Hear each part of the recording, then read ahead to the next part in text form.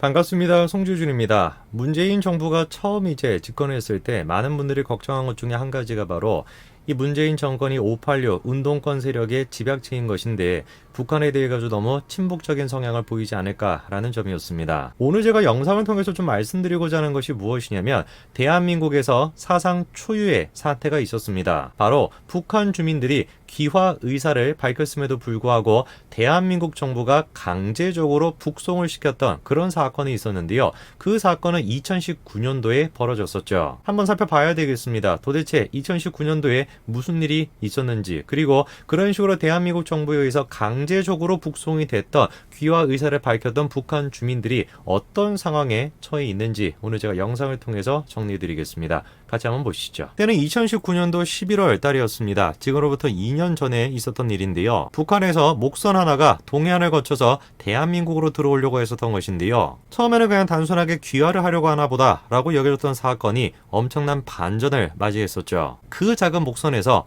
16명 가까이나 목숨을 잃었다라는 것입니다. 원래 이제 북한 주민이 대한민국으로 귀화 의사를 밝혔을 때 대한민국 정부가 강제적으로 그 사람을 북송시킬 수는 없습니다.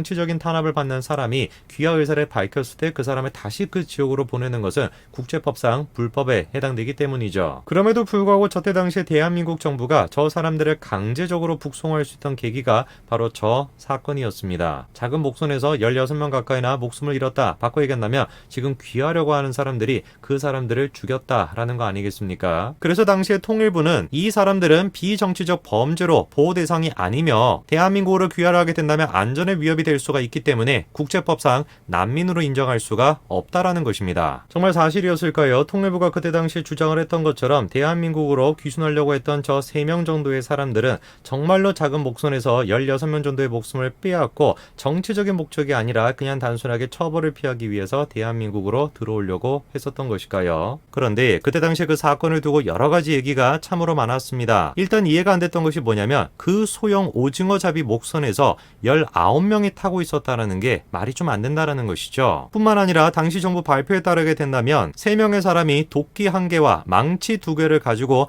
16명의 목숨을 빼앗았다라는 것인데 무슨 거대한 크루즈선이 아닙니다. 오징어를 잡는 작은 목선이에요. 거기에서 19명 가까이가 빼곡하게 지금 잠을 자고 있는 것입니다. 근데 3사람이 한밤중에 도끼 1가지와 망치 2가지를 가지고 무슨 나이프나 이런 것도 아니고 도끼와 망치를 가지고 16명의 사람들의 목숨을 빼앗는다. 무슨 16명의 사람들이 아사 상태에 있었던 것도 아니고 그냥 잠을 자고 있었는데 그거를 가만히 냅뒀겠습니까? 그리고 문제가 됐던 것이 뭐냐면 그렇게 목숨을 잃었던 16명의 사람들이 됐건 도구가 됐건 물증 증거가 하나도 발견이 안 됐던 것이에요. 물증 증거가 하나도 없었음에도 불구하고 심지어 사체조차 발견이 안 됐음에도 불구하고 3명의 사람이 16명의 사람들의 목숨을 빼앗았다라고 정부가 그런 식으로 확정적으로 결론을 내렸던 것인데요. 도대체 뭐를 근거로 저런 식의 결정을 내렸던 것일까요? 당시 정부가 뭐라고 발표를 했습니까? 해군이 이 사람들의 범죄 정황을 사전에 파악하고 있었다라는 것입니다. 어떻게 파악을 했다라는 거예요? 특수 정보를 통해서 북한 측에서 이 사람들에 대한 작전을 진행하고 있다라고 하는 내용을 알게 됐다라는 것이죠. 당연히 저 특수 정보가 무엇인지는 공개가 되지 않았습니다. 한마디로 해서 대한민국 정부는 사람들에 대한 사법적인 절차를 지금 진행을 할 때 북측의 의사를 가지고 그거를 기반으로 해가지고 결정을 내렸다라고밖에 볼 수가 없는 것이죠. 범죄 혐의 자체에 대해서도 문제가 있었는데 더 문제가 있었던 것은 무엇이냐면 정부가 강제적으로 북송을 했던 것, 그 과정상에도 마찬가지로 문제가 지적이 됐습니다. 이 사람이 누구냐? 김육은 국가안보실 당시 1차장인데요. 이분이 핸드폰을 보고 있는 걸 통해서 하나의 문자가 공개가 됐습니다. 그 문자의 내용은 무엇이었냐? 오늘 즉 당시 7일 15시에 판문점에서 북한 주민 2명을 북측으로 송환할 예정이다 라고 하는 내용이었죠. 저 지금 메시지가 왜 문제가 됐던 것이냐면은 북한 주민 저 2사람을 송환할 것이다 라고 하는 내용이 언론에 공개가 안 됐습니다. 국민들은 전혀 모르는 상태에서 저런 식으로 비밀리에 지금 북한으로 보내려고 했던 것이죠. 더 충격적인 게 뭔지 아십니까? 국민들만 몰랐던 것이 아닙니다. 대한민국의 안보를 책임진다라고 하는 국방부 장관조차도 저런 사실을 몰랐다라는 것입니다. 당시 이제 국방부 장관이 정경두 장관이었는데요. 정경두 장관은 국방위에서 메모지를 통해 가지고 해당 내용을 파악을 했었습니다. 그러면서 하는 얘기가 뭐냐면 북한 주민의 송환 사실을 언론에 언론을 통해 가지고 자기도 알게 됐다라는 것이죠. 도대체 왜 당시에 문재인 정부는 국방부 장관에게까지도 해당 사실을 비밀로 하면서 북한 주민들을 북측으로 그렇게 송환을 시키려고 했던 것일까요? 해당 내용에 대해서 청와대는 당시에 다음과 같이 해명을 했습니다.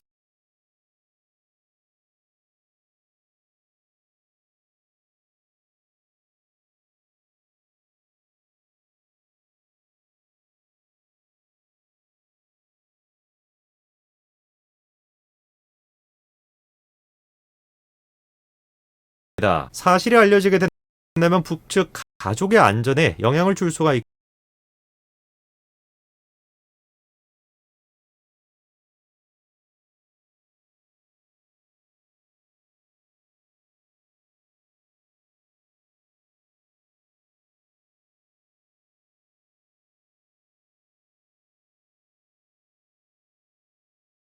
정경도 장관은 국방위에서 메모지를 통해 가지고 해당 내용을 파악을 했었습니다. 그러면서 하는 얘기가 뭐냐면 북한 주민의 송환 사실을 언론을 통해 가지고 자기도 알게 됐다라는 것이죠. 도대체 왜 당시에 문재인 정부는 국방부 장관에게까지도 해당 사실을 비밀로 하면서 북한 주민들을 북측으로 그렇게 송환을 시키려고 했던 것일까요? 해당 내용에 대해서 청와대는 당시에 다음과 같이 해명을 했습니다. 사실이 알려지게 된다면 북측 가족의 안전에 영향을 줄 수가 있기 때문에 송환 과정을 비공개로 진행을 했다는 것입니다. 그런데 저런 식의 해명이 신빙성이 있기 위해서는 국민들한테, 언론들한테 그걸 안 알렸다라고 할지라도 국가의 안보를 책임지고 있는 핵심적인 인물들한테는 알렸어야 되는 것인데 국방부 장관조차도 그 사실을 모르고 있었다. 글쎄요. 이거는 저 해명의 신빙성을 의심해 볼 수밖에 없는 것이죠. 분명히 저때 당시에 문재인 정부의 사상 초유, 강제적인 북송에는 문제점이 있었습니다. 대한민국은 분명히 자유민주주의 국가입니다. 자유민주주의 국가는 헌법을 통해 가지고 법치의 체계를 존중하고 있죠. 어떤 범죄 혐의를 갖고 있는 사람이라고 할지라도 아무리 끔찍한 범죄에 대한 혐의를 갖고 있는 사람이라고 할지라도 이 체제에 맞춰가지고 법치 체계에 맞춰가지고 범죄에 대한 판단을 받아야 되는 것입니다. 그런데 당시 문제가 됐던 북한 주민들 저 사람들에 대해서 과연 대한민국이 이런 식의 법치 체제가 제대로 작동을 했는가라고 한다면 의구심이 듭니다. 자, 이거를 좀 보시게 되면 이게 무엇이냐면 최근 10년 동안 북한 주민을 송환하는 데 있어서 며칠 정도의 시간이 걸렸는가라고 하는 것입니다. 평균적으로 보시게 되면은 6.7일 정도의 시간이 걸렸었죠. 자, 그러면 저때 당시의 사건, 16명의 사람들의 목숨을 빼앗았다라고 하는 끔찍한 사건, 그리고 사상 초유로 강제 북송을 했던 저 사건은 납포부터 송환까지 며칠 정도의 시간이 걸렸을까요? 이 모든 맥락을 생각을 해봤을 때 6.7일이 평균 시간이었다라고 한다면 최소한 10일 이상의 장기적인 아주 철저한 조사가 이루어져야 되는 거 아니겠습니까? 근데 놀랍게도 저때 당시에 납포부터 송환까지 걸렸던 시간은 7일 정도, 6일 정도 되는 시간이었습니다. 사실상 이 전대미문의 사건의 평균적인 송환 기간보다 더 짧은 시간이 걸렸던 것이죠. 도대체 왜 문재인 정부는 저때 당시에 저 북한 주민들을 그렇게나 빠르고 성급하게 결정을 내려서 북한으로 강제 송환까지 했었던 것일까요? 저 사건이 벌어지고 난 뒤에 지금 2년 정도의 시간이 지났습니다. 그리고 2년 정도의 시간이 지나면서 그 사건에 대한 진상이 조금씩 밝혀지고 있는데요. 추방이 됐던 북한 32명은 사실 16명의 사람들을 탈북시키려고 했던 청년들이다 라고 하는 내용인데요. 한국 정부의 발표와는 달리 무슨 사람의 목숨을 빼앗았다, 그거와는 전혀 상관이 없는 사람이었고 목선을 통해서 탈출을 주선하던 탈북 브로커라는 것이에요. 물론 저 주장 같은 경우는 언론사의 일방적인 주장일 수도 있습니다. 그게 이제 2019년도의 얘긴데요. 자, 그런데 2년 정도의 시간이 지나고 난 뒤에 저런 주장을 뒷받침할 만한 충격적인 소식 한 가지가 이번에 나왔습니다. 그렇게 강제 북송이 됐던 탈북민 2명, 2달도 안 돼가지고 처형을 당했다라고 하는 내용입니다. 그런데 주목해봐야 되는 것은 무엇이냐면 국가보위성 교육관이 이들에 대한 설명을 하면서 뭐라고 얘기를 하냐면 남조선으로 가려고 했었던 민족의 반역자들이다, 이렇게 지금 설명하고 있습니다. 그러면서 동료 선원들을 그렇게 했다라고 하는 범죄 사실은 전혀 언급이 되지 않은 것으로 알려지고 있습니다. 문재인 정부에 의해서 북한으로 강제 송환이 됐었던 2명의 청년은 2달도 채 되지 않아가지고 처형을 당했다라고 합니다. 그리고 그 2명의 청년은 지금 북한에서 어떤 식으로 사용이 되고 있다라는 거예요. 정치 선동 도구로 쓰이고 있다라는 것입니다. 야 봐봐라, 너네가 무슨 뭐 까분다라 그래가지고 브로커 통해가지고 남한으로 넘어간다. 남한으로 넘어가면 뭐하냐? 남한 정부가 저렇게 다시 북한으로 송환을 시켜주는데 니들이 넘어가가지고 무엇을 할 수 있냐? 이런 식으로 지금 교육용으로 쓰이고 있다라는 거예요. 이게 지금 현재 대한민국에서 인권 변호사 출신이다, 사람이 먼저다 라고 얘기했던 문재인 정권에서 벌어지고 있는 일입니다. 사람이 먼저다 라고 얘기했는데 사람이 먼저인 것이 아니라 사람을 먼저 보내버리는 정부, 그게 문재인 정부가 아닐까 싶네요. 오늘까지 말씀드리겠습니다. 감사합니다.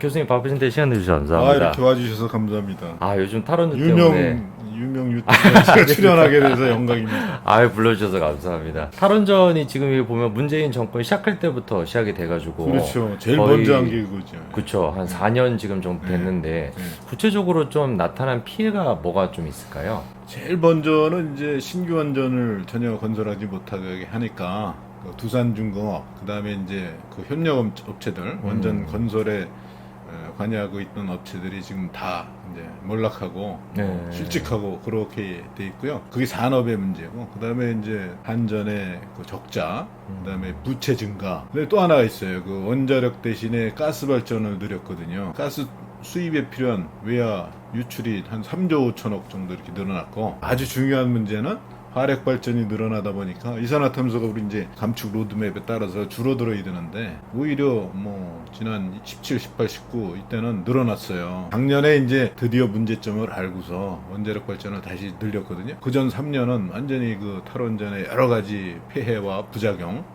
이런 것들이 아주 극명하게 나타났던 해입니다. 그럼 이게 경제적인 문제가 굉장히 좀 현실적으로 계속 나타나고 있는데, 그렇죠. 그런데도 문재인 정부에서 탈원전을 좀 고집했던 이유 중에 한 가지가 네. 안정성 문제 때문에 아니, 그게 그렇거든요. 좀 제가 제일 아쉽게 생각하는 건데요. 이게 지금 저 대통령을 비롯해서 정부 여당 이쪽에서는 이제 반핵 인사들이 이제 한마디로 주입시켜준 원자력에 대한 이런 그 선전 이런 것 때문에, 그래서 이제 원자력이 굉장히 위험하다고 알고 있는데, 아마 많은 국민들도 그렇게 알고 계시는데, 실제로 원자력 사고로 사람이 죽은 경우가 우리 송 선생님은 몇 명 정도로 알고 계세요? 한 1,000명. 그렇죠. 네? 그리고 여러 건 뭐 후쿠시마, 뭐 네. 체르노빌, TM, 쓰리마 이런 데서 다 사람 죽었다고 알고 계실 거 그렇죠. 아니에요. 네. 근데 실제로는 체르노빌 사고, 소련에서 86년에 일어난 거, 거기서 한 건에 43명이 죽은 게 다예요. 43명밖에. 네, 그 방사능 그 위해로 죽은 사람이. 네. 이제 후쿠시마는 뭐 몇천 명 죽은지 알고 있지만, 그거는 이제 사고 나서 대피를 시켰거든요. 대피 도중, 대피 생활 과정에서 돌아가신 분들이 1,300 몇 명이라는 거예요. 그거는 방사능하고 아무 상관없어요. 또 거기 이제 불행히도 그 방사능 물질이 많이 유출이 됐잖아요. 그 여파로 뭐 암도 더 걸리고 더 죽을 것 같이 이렇게 걱정하는데, 그렇지 않다는 것도 그 이제 유엔 방사선 과학조사위원회, 뭐 IAEA 이런 권위 있는 기관들에서 여러 차례 2011년 이후부터 지금 20년까지 거의 10년을 계속 모니터하고 조사를 했는데, 특별한 유의미한 증가가 보이지 않는다. 사실 생명 안전성이 굉장히 높다. 그거에 비해서 이제 석탄 이런 거는 바로 매연 물질이 나오잖아요. 그렇죠. 그게 이제 폐 건강 위험을 이제 초래하고, 그걸로 조기 사망하는 사람들이 뭐 수십만 명, 수백만 명이 되고. 지금 그 후쿠시마 그 얘기가 나와서 그런데, 이게 좀 오해가 많은 것 중에 한 가지가 포항에서도 막 지진이 그렇죠. 나타나면서 네. 그때 이제 문재인 대통령이 얘기했던 게, 이 지진으로 인해 가지고 원전이 또 파괴가 될 수 있다. 후쿠시마 봐봐라. 뭐 이런 그렇지. 식으로 얘기했었거든요. 네. 사실 근데 그게 지진이 아니라 쓰나미지. 쓰나미가 문제였잖아요. 그럼 전혀 상관이 없는 건가요? 그게 지진이랑? 그렇죠. 그게 네. 그 문재인 대통령이 그러니까 2017년 6월 19일 날 고리 1호기 영구정지 선포식이라는 데 가서 연설을 네. 한 거에 지금 그 얘기가 나와요. 네. 지금 말씀하신 대로 사고의 원인은 지진이 아니에요. 쓰나미예요. 그렇죠. 만약에 지진만 있고 쓰나미가 없었다면 후쿠시마도 멀쩡했어요. 그런데 이제 대통령이 그거하고 이제 경주지진하고 이렇게 빗대었는데, 근데 이게 이제 제가 말씀드린 대로 사실 관계를 잘못 인식한 거죠. 지진이 원전에 치명적이 된 적이 한 번도 없었어요. 아, 진짜요? 네.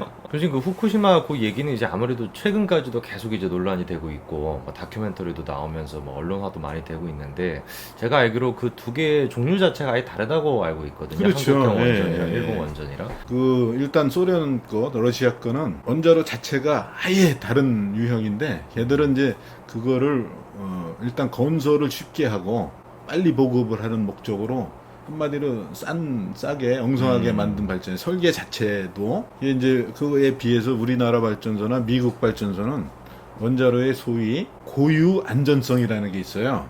이게 어떤 무슨 요인에 의해서 출력이 올라가잖아요. 가만 놔두래도 출력이 떨어지게끔 그렇게 설계를 해서 만들어요. 그게 설계 요건이에요. 네. 네. 근데 그런 걸 소련 애들은 그런 걸 전혀 고려를 안 하고, 그래서 그렇고, 그거보다 조금 나은 게 이제 일본에 있는 그 후쿠시마 발전소인데, 그거는 소위 비등형 경수로라 해요. 비등은 물이 끓는 거예요. 원자로에서 물이 끓어. 근데 우리나라 거는 이제 가압 수형이라 해요. 물이 안 끓게 이렇게 압력을 높게 해주는 거예요. 그래서 이 원자로에서 도는 물이 방사성 물질을 갖고 있더라도 이게 바로 증기가 안 돼요. 여기 열 교환기가 하나 더 있어서 한 루프가 더 있는 거예요. 그래서 안전하고, 더군다나 이 가압경수로는 두께가 1.2m 정도 되는 그런 원자로 극락 건물, 팬텀기가 가서 충돌을 해도 안 부서지는 음. 그런 그 견고한 경납도 건물이 일단 그 안에 체력도 크고 아주 견고하게 돼 있고 이 후쿠시마 사고 난 그 원전은 그게 없어요. 조그만 거 있고. 교수님 그 환경에 대한 문제가 항상 좀 지적이 되는데 예. 사용 후 핵연료 그 문제가 음. 언론에서도 되게 뭔가 환경 파괴에 연관이 있는 것처럼 많이 얘기를 하더라고요. 예. 어떤가요, 그거는 실제로? 근데 이 네. 두 가지 특성이 있어요. 일단 원전에서 나오는 그 폐기물 사용 후 네. 해결리 양은 일단 굉장히 작아요. 원전을 한번 연료를 장전하면 1년 이상 이제 계속 돌려요. 그러면 이제 사용 후 해결료 다발이 나오는데 4평방미터 수조. 엄청 작네요. 네.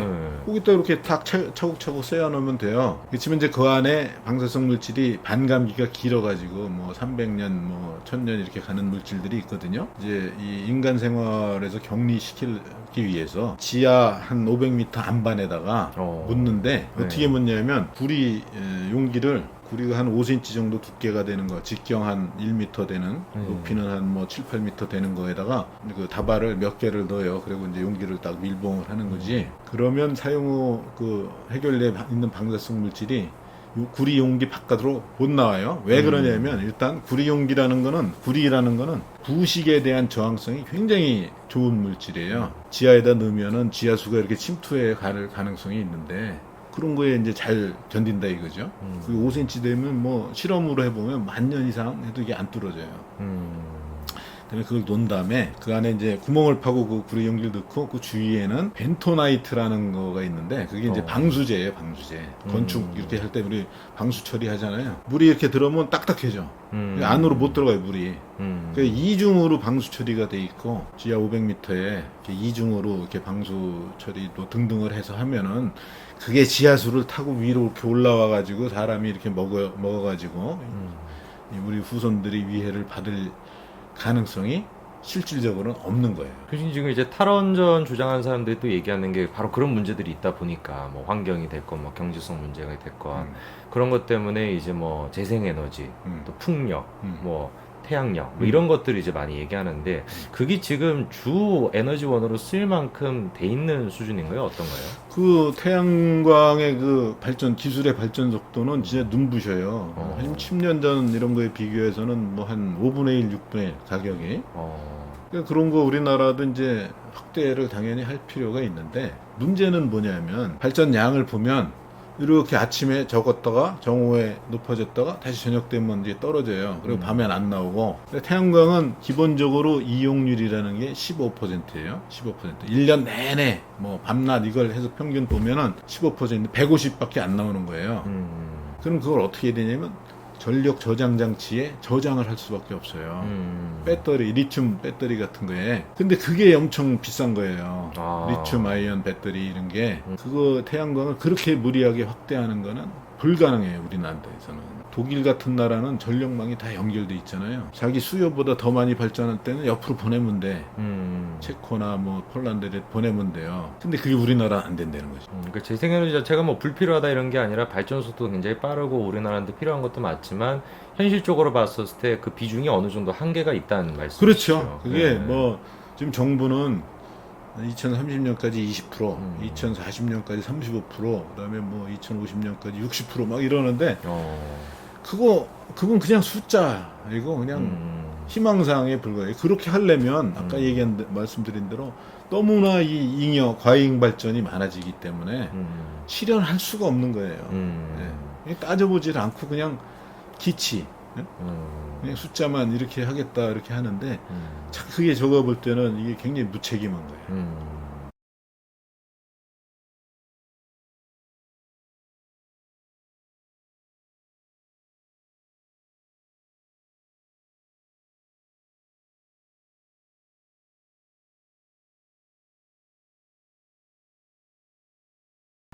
자기가 이거 달성 못하면 내가 끝까지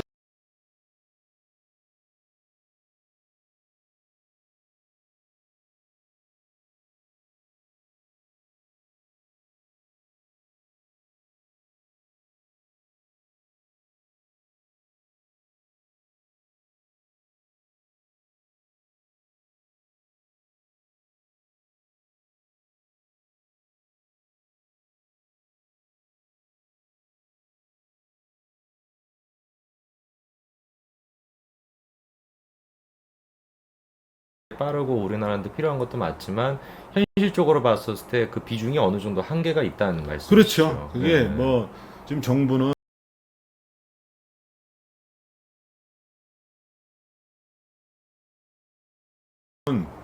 2030년까지 20%, 2040년까지 35%, 그다음에 뭐 2050년까지 60%막 이러는데 그건 그냥 숫자이고 그냥 희망사항에 불과해요. 그렇게 하려면 아까 말씀드린 대로 너무나 이 잉여 과잉 발전이 많아지기 때문에 실현할 수가 없는 거예요. 네. 따져보질 않고 그냥 기치, 네? 그냥 숫자만 이렇게 하겠다 이렇게 하는데 참 그게 제가 볼 때는 이게 굉장히 무책임한 거예요. 자기가 이거 달성 못하면 내가 끝까지 책임지고 뭐 변상을 하게든지 깜빵을 하겠다든지 그렇게 하면 그렇게 얘기 안 할 거야. 면밀히 그쵸. 따져볼 텐데 듣기 좋은 그때 소리가. 되면은 자기가 없거든요. 그렇죠. 뭐 2040년에 뭐 지금 공무원이 자리에 있을 수 있겠나. 그렇죠. 그러니까 그렇게 무책임하게 하는 게 음. 아주 심각한 그 어떻게 보면 도덕적 해이고. 근데 그렇게 된 거에 기저가 뭐냐면 탈원전이라는 거는 그냥 신성 불가침 얘기도 못 꺼내는 거예요. 그렇기 때문에 산업부나 뭐 환경부 이런 데서 이거 원자력을 해야 되는데 알면서도 얘기도 못 해요. 교수님, 그 대한민국의 이제 원전 기술이 세계 최고다라는 얘기가 있잖아요. 네. 그럼 대부분의 나라들 같은 경우는 우리나라보다 좀 못한 수준을 가지고 있을 텐데, 그러면 전 세계적으로 그런 나라들도 탈원전을 지금 하고 있나요? 어떤가요? 아니죠. 예. 일단 이제 우리나라 원전 기술의 수준을 보면 이제 세계 최고가 사실 맞는 게, 네. 근데 과거에는 세계 최고가 당연히 미국이었었어요. 근데 이제 미국은 1979년에 TMI 사고가 나고서는 원전을 새로 안 졌어요. 그 지금 79년부터 지금까지 40년 동안 2기만 새로 신규가 건설이 미국이요? 됐고, 네.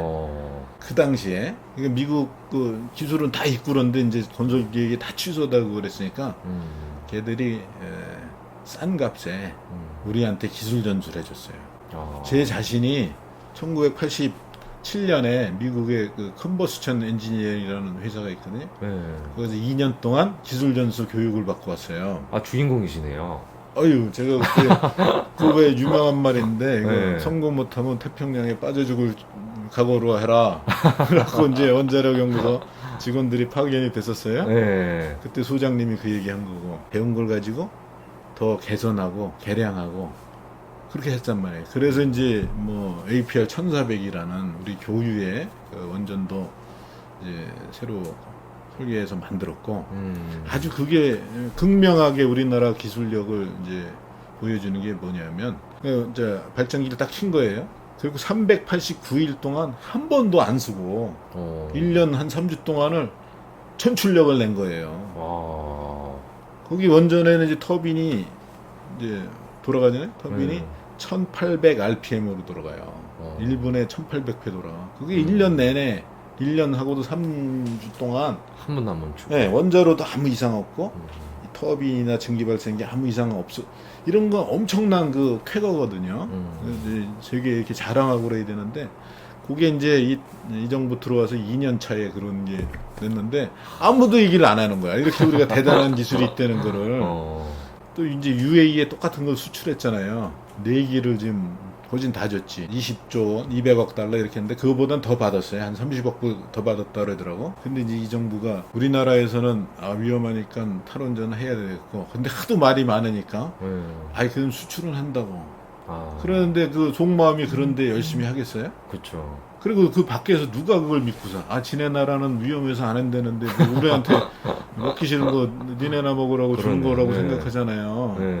지금 UAE 애들이 프랑스 회사하고 원자력으로 수소 만드는 거 R&D를 하겠다고. 그게 협력선을 돌린 거야. 우리하고 하는 게 불안하니까. 수십조가 지금 날아가는 거네요. 그렇죠. 그리고 이제 우리가 그 탈원전의 역설이라고 그러는데 지금 국민의 그 원자력에 대한 인식은 엄청 좋아졌어요. 그러니까 3명 중에 2명 이상이 탈원전에 반대하고 원자력의 지속 이용에 찬성을 하는데 이런 걸 좀 청와대도 제대로 알고 좀 요새 대선 주제도 많이 나오잖아요. 그렇죠. 그 사람들도 좀 알라고 잘 이제 알아야겠네요. 이거를 그래서 시작을 한 거예요. 청와대 국민청원 몇 명인가요 지금? 지금 한 뭐 4만 명밖에 안 그게 왜냐하면은 이게 굉장히 중요한 문제인데 네. 그동안 이 유사한 청원이 굉장히 많았어요. 아, 이 원전과 관련돼서. 네, 청와대 네. 국민청원이에요. 그러니까 이게 돌리면 아 이거 지난번에 한 건데 또 해 이제 이거예요. 이게 늑대와 양치기 소년 이거예요. 네. 아이, 늑대 나타났다 또 그러니까 아이 지난번에 이게 여러 번 속았는데 이건데 지금 우리 저 이 성재준 TV 시청자 여러분들께서 네. 아니 좀 구독자 많으시잖아요. 그렇죠. 모르시는 분들도 많을 것 같은데 이 청원 네. 자체에 대해서 혹시 모르실까봐 제가 링크로 달아놓겠습니다. 아 그렇지 방송하실 네. 때 링크 제가 거기 있는데요. 링크를 해주시면 바로 가는데. 중요한 건 자기만 하는 것보다 이게 옆으로 카톡 같은 걸로 전파를 공유하고. 좀 해주시면 그게 훨씬 더 효과적인데 그렇게 해주시길 좀 네, 간곡히 알겠습니다. 부탁을 드리겠습니다. 오늘 말씀 너무 잘 들었습니다, 교수님. 탈원전은 진짜 뭐 경제적으로 생각해보나 환경적으로 생각해보나 뭐 정치적으로 생각을 해도 여론조차도 그러니까 그렇죠. 어떤 면을 생각해든지 간에 빨리 폐기를 해야 될 것 같은데 맞습니다. 네, 이번에 제가 또 영상을 통해 가지고 청원에도 좀 많이 네. 네, 그렇게 좀 참여해달라고 얘기해 놓겠습니다, 교수님. 오늘 맞습니다. 말씀 잘 들었습니다. 네. 시한이 7월 11일입니다. 그때 얼마 안 20만 남았네요. 원 가야 되니까 알겠습니다. 많이 봐주시기 바랍니다. 네, 오늘 시간 내주셔서 감사합니다, 아이, 교수님. 네, 고맙습니다. 감사합니다. 네.